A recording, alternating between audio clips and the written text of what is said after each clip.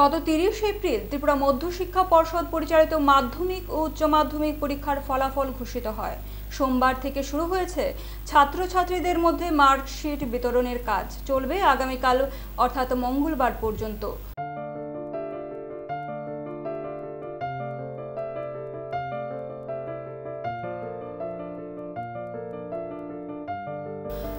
পর্ষদ সচিব ডক্টর দুলাল দে জানিয়েছেন, যে সমস্ত ছাত্রছাত্রীরা তাদের উত্তরপত্র রিভিউ করতে চান, এর জন্য নির্দিষ্ট ফর্ম পর্ষদের পোর্টালে দেওয়া আছে। সেখান থেকে ডাউনলোড করে সেই ফর্ম ফিল আপ করে ৮ তারিখের মধ্যে সংশ্লিষ্ট স্কুলে জমা দিতে হবে। এর জন্য একজন সর্বোচ্চ ৩টি বিষয়ে রিভিউর জন্য আবেদন করতে পারবে। স্কুল কর্তৃপক্ষ এই ফর্ম আগামী 14 মে তারিখের মধ্যে পর্ষদে জমা দেবে।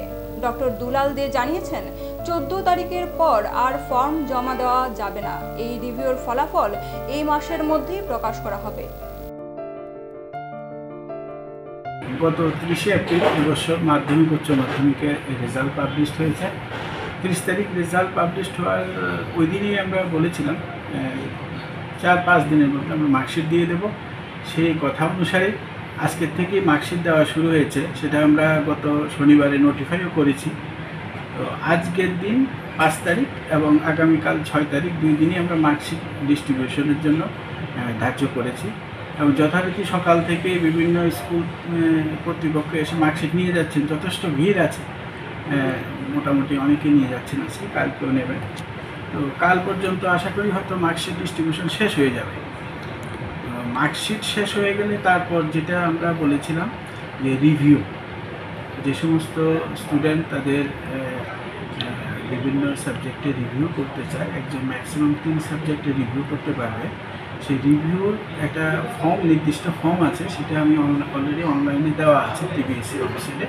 সেই ওয়েবসাইট থেকে ডাউনলোড করে ফিল আপ করে সমস্ত কাগজপত্র দিয়ে 8 তারিখের মধ্যে স্কুলে জমা দেবে। আজকে হচ্ছে 5 তারিখ, আজকে স্কুল নিয়ে যাচ্ছে, কাল স্টুডেন্ট পেয়ে যাবে মার্কশিট 6 তারিখ। 6, 7, 8 তারিখের মধ্যে স্কুলে জমা দেবে। তারপর 9, 10, 11, 12 আসলে 4 দিন বন্ধ। এই বন্ধ থাকাতে একটা অসুবিধা হয়েছে। স্কুল কর্তৃপক্ষ চাইলে একদিন তারা যদি স্কুলে এসে কাজটা করে নেয় হয়ে যায়, তারপর 13 তারিখ স্কুল করবে। আমি বলেছি 14 তারিখ জমা দিতে স্কুলকে। 14 তারিখ সেই সমস্ত ফিল্ড আপ রিভিউ ফর্মগুলো নিয়ে এসে মানে বোর্ডে জমা দিয়ে যাবে। জমা দিয়ে দিলে তারপর আমরা 14 তারিখ থেকে সেগুলো প্রসেসিং করব।